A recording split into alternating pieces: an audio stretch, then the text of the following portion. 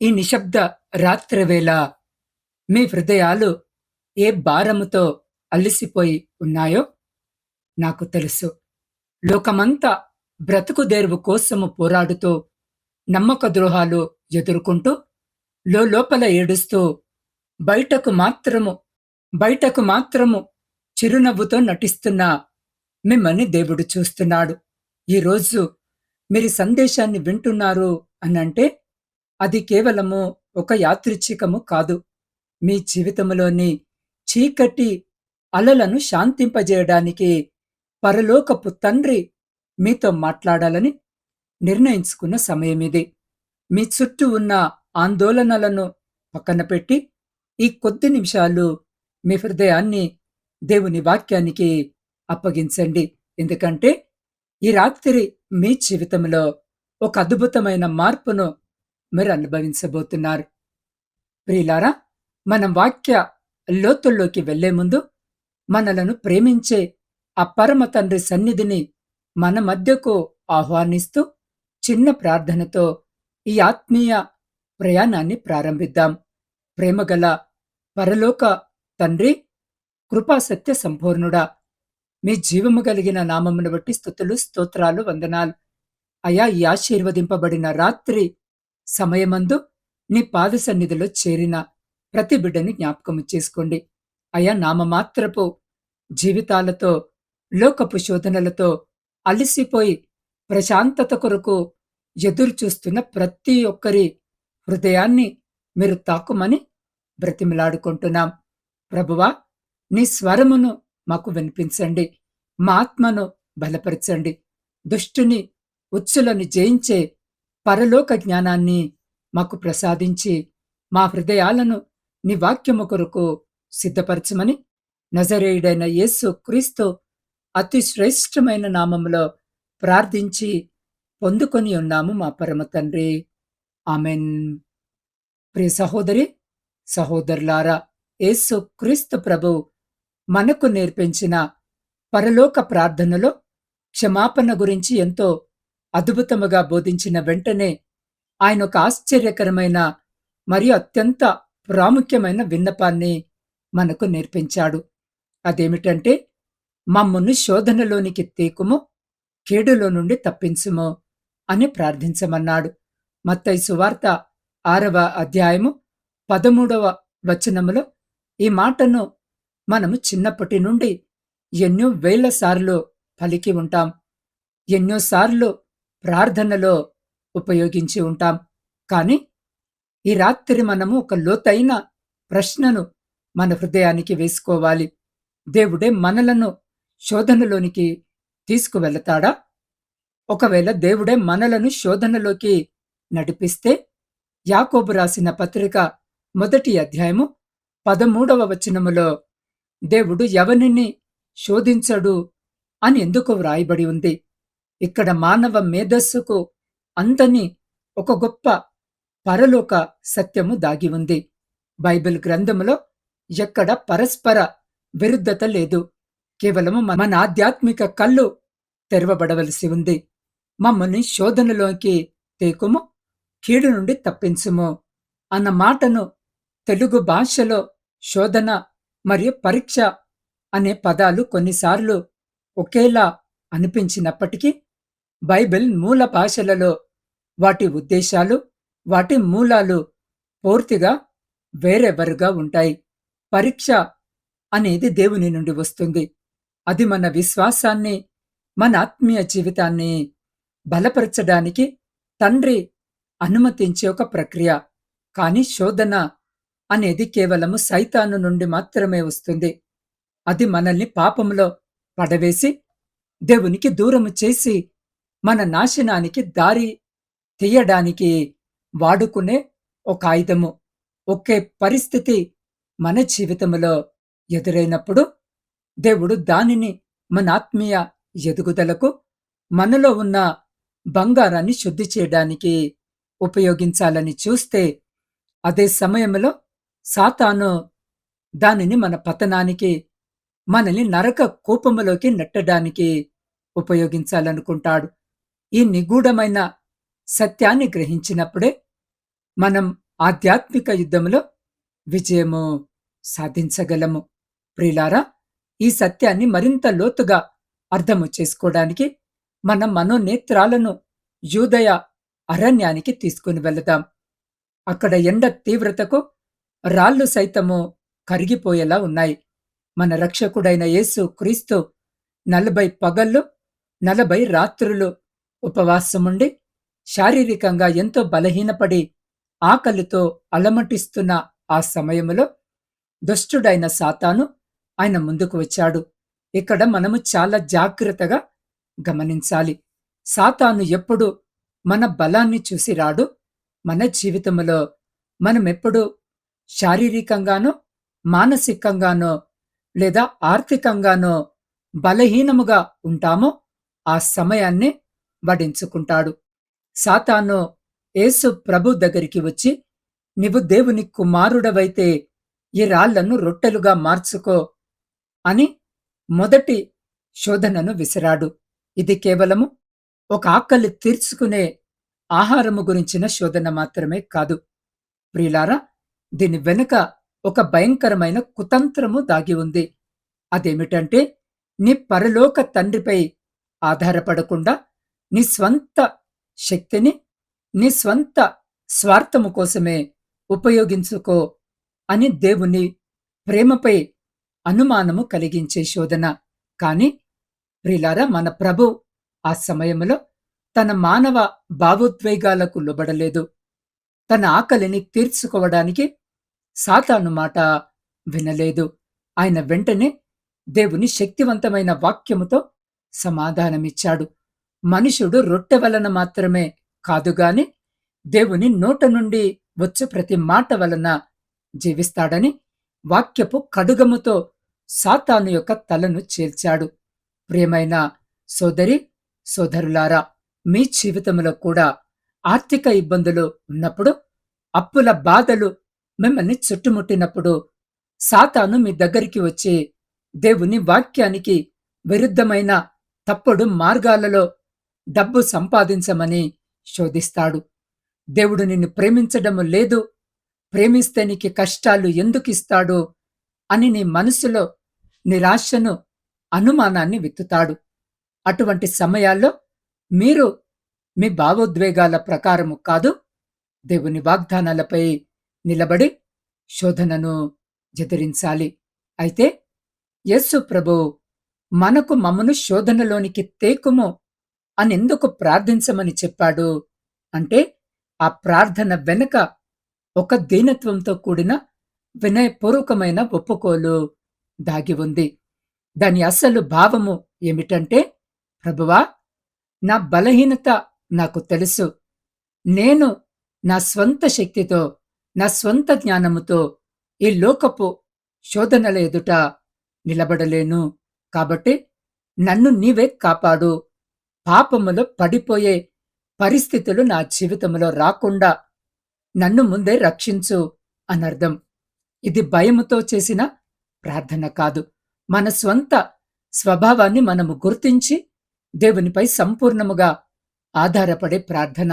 అపోస్తలుడైన పేతురు యేసు ప్రభుతో ఎంతో ధైర్యముగా చెప్పాడు, ప్రభువా, ఈ లోకమంతా నిన్ను విడిచిపెట్టినా నేను మాత్రము నిన్నెప్పటికీ విడిచిపెట్టను, నీకోసము ప్రాణమిస్తాను అన్నాడు. కాని ప్రియ సహోదరి సహోదరుడా, జాగ్రత్తగా ఆలోచించండి.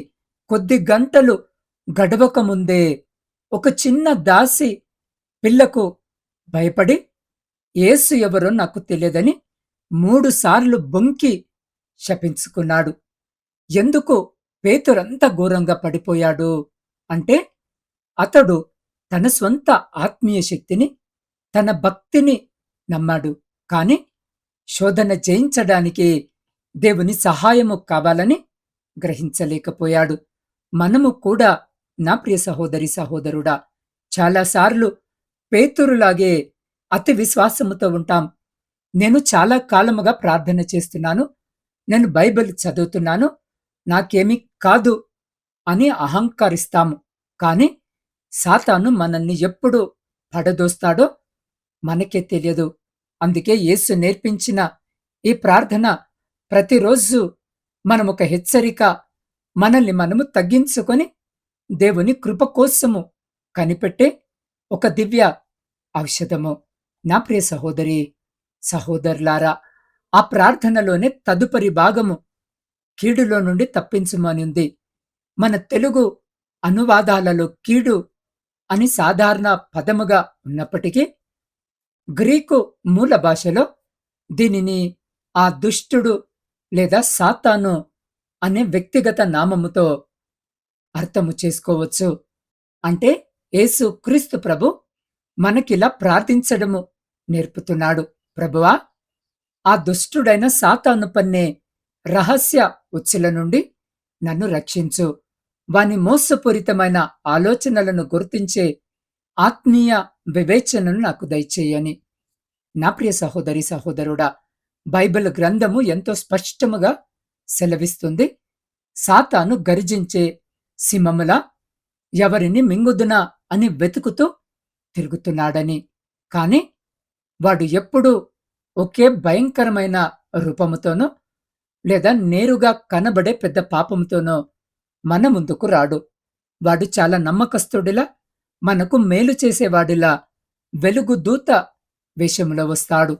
మన హృదయంలో నెమ్మదిగా అహంకారాన్ని రేపుతాడు. కొద్దిపాటి కష్టము రాగానే భరించలేనంత నిరాశను నింపుతాడు. పక్కవారి ఎదుగుదలను చూసి అసూయ పడేలా చేస్తాడు. అన్నిటికంటే ముఖ్యముగా ఇతరులను క్షమించలేని కఠిన హృదయాన్ని మనలో నాటుతాడు. నా ప్రియ సహోదరి, సహోదరుడా, గమనించండి. యేసు ప్రభు పరలోక ప్రార్థనలో క్షమాపణ గురించి బోధించిన వెంటనే ఎందుకు శోధన గురించి బోధించాడు అంటే, క్షమించని హృదయమే సాతాను మన జీవితంలోనికి ప్రవేశించడానికి తెరిచే అతిపెద్ద ద్వారము. ఎప్పుడైతే మనం మన కుటుంబ సభ్యులను, మన పొరుగువారిని క్షమించకుండా ఉంటామో, అప్పుడు సాతాను ఆ ద్వారము గుండా లోపలికి వచ్చి మన ప్రార్థన జీవితాన్ని, మన ఆనందాన్ని, మన ఆత్మీయతను పూర్తిగా నాశనము చేస్తాడు. అందుకే ఈ రాత్రి మీ హృదయములో ఈ వాక్యము వినుచున్న మీకు ఎవరి పట్లనైనా పగ, ద్వేషము ఉంటే వాటన్నిటినీ యేసు శిలువ చెంత వదిలిపెట్టండి. దుష్టుడికి మీ జీవితంలో చోటివ్వకండి. నా ప్రియ సహోదరి, సహోదరుడా, నా పరిచర్య జీవితములో నేను చూసిన ఒక అద్భుతమైన నిజ జీవిత సాక్ష్యాన్ని రాత్రి మీతో పంచుకోవాలని ఆశపడుతున్నాను. ఒక కుటుంబంలో భార్యాభర్తల మధ్య చిన్నపాటి మనస్పర్ధలు వచ్చి అవి పెద్దవై ఒకరినొకరు క్షమించుకోలేనంత మారిపోయాయి. చివరకు వారు విడాకులు తీసుకోవాలని నిర్ణయించుకున్నారు. ఆ సమయంలో ఆ సహోదరుడు తీవ్రమైన నిరాశలోకి వెళ్ళిపోయి సాతాను ఇచ్చిన ఆలోచన చొప్పున ఆత్మహత్య చేసుకోవాలని ఒక రాత్రి విషము సీసాను చేతిలోకి తీసుకున్నాడు. కాని అదే సమయంలో అతనికి ఎక్కడో చిన్ననాటి నుండి విన్న యేసు మాటలు గుర్తుకొచ్చాయి. వెంటనే మోకరించి ఏడుస్తూ, ప్రభువా, నా బలహీనతలో నేను నిలబడలేకపోతున్నాను తండ్రి. ఈ శోధన నుండి, ఈ కీడు నుండి నన్ను తప్పించు అని గుండె పగిలేలా ప్రార్థించాడు. దేవుని ఆశ్చర్యకరమైన కార్యమేమిటంటే, ఆ ప్రార్థన చేసిన మరుసటి క్షణమే అతని హృదయంలో ఒక దివ్యమైన శాంతి కలిగింది. ఆత్మహత్య చేసుకోవాలనే ఆలోచన పూర్తిగా తొలగిపోయింది. ఆ తరువాతి రోజే దేవుడు వారి కుటుంబంలో ఒక గొప్ప కార్యము చేసి భార్యాభర్తలిద్దరి హృదయాలను మార్చి వారి మధ్య ఉన్న క్షమించలేని తనాన్ని తీసివేసి ఈరోజు ఒక సంతోషకరమైన క్రైస్తవ కుటుంబముగా నిలబెట్టాడు. సాతాను ఆ కుటుంబాన్ని నాశనము చేయాలని శోధించాడు. కాని దేవునిపై ఆధారపడిన ప్రార్థన ఆ శోధనను ఒక అద్భుతమైన సాక్ష్యముగా మార్చివేసింది. నా ప్రియ సహోదరి, సహోదరుడా, ఈ రాత్రి ఈ వాక్యము వినుచున్న నీవు కూడా అటువంటి భయంకరమైన నిరాశలో ఉన్నావా? కుటుంబ సమస్యల వలన, అప్పుల బాధల వలన, అనారోగ్యము వలన బ్రతకడము వ్యర్థము అని అనుకుంటున్నావా? లేదా అపవిత్రమైన ఆలోచనలు, రహస్య పాపాలు నిన్ను శోధిస్తూ దేవునికి దూరము చేస్తున్నాయా? అధైర్యపడకు. నీ విజయము నీ స్వంత బలములో లేదు, నీ భక్తిలో లేదు, కేవలము ప్రతిరోజు దేవునిపై ఆధారపడటములోనే ఉంది. ఎఫెసీలకు రాసిన పత్రిక 6వ అధ్యాయములో చెప్పబడినట్లు దేవుడు మనకిచ్చిన సర్వాంగ కవచాన్ని మనము ధరించాలి. సత్యమనే దట్టి, నీతి అనే మైమరుపు, విశ్వాసమనే డాలు, రక్షణ అనే శిరస్త్రాణము, దేవుని వాక్యమనే ఆత్మ ఖడ్గము పట్టుకొని నిరంతరము ప్రార్థనలో వెలుగుగా ఉండాలి. శోధనలు వచ్చిన తరువాత ఏడవడము కంటే శోధనలు రాకముందే ప్రార్థనలో మోకరిల్లడము నేర్చుకుంటే ప్రార్థనలో గెలిచినవాడు జీవితంలో ఎప్పటికీ ఓడిపోడు. దేవుడు నిన్ను సింహము వలె ధైర్యముగా నిలబెడతాడు. నా ప్రియ సహోదరి, సహోదరుడా, ఈ 4వ ఎపిసోడ్ ముగింపుకు వస్తున్న మనకు దేవుడు ఒక స్పష్టమైన నీతిని నేర్పిస్తున్నాడు. క్షమాపణ మన హృదయాలను సిద్ధపరుస్తుంది. ప్రార్థన మన ఆత్మలను బలపరుస్తుంది. దేవుని వాక్యము శోధనల ఎదుట మనల్ని జయశీలురుగా నిలబెడుతుంది. ఈ రాత్రి మీరు భయముతో, ఆందోళనతో కళ్ళు మూయడం లేదు, కాని దేవుడు నా పక్షాన ఉన్నాడనే పరలోక ధైర్యముతో, ఆయన అద్భుతమైన శక్తితో రేపటి రోజులోకి అడుగు పెట్టబోతున్నారు. దుష్టుడు మిమ్మల్ని తాకలేడు, ఎందుకంటే మీరు పరలోకపు తండ్రి రెక్కల నీడలో సురక్షితముగా ఉన్నారు. నా ప్రియ సహోదరి, సహోదరులారా, విన్న మాటలు మన జీవితంలో ఫలభరితముగా ఉండాలని మీరు ఆశపడితే మీరున్న స్థితిలోనే కొన్ని నిమిషాలు వీలైతే మోకరించి లేదా నిలబడి ఉండి మీ 2 చేతులు ఆకాశము వైపుకెత్తి నాతో పాటు ప్రార్థనలో ఏకీభవించండి. పరిశుద్ధుడా, ప్రేమగల పరలోకపు తండ్రి, మీ జీవము కలిగిన ఉన్నతమైన నామాన్ని బట్టి స్తుతులు, స్తోత్రాలు, వందనాలు. అయ్యా, ఈ రాత్రిని బిడ్డలతో మీరు మాట్లాడిన ప్రతి మాటకై వందనాలు.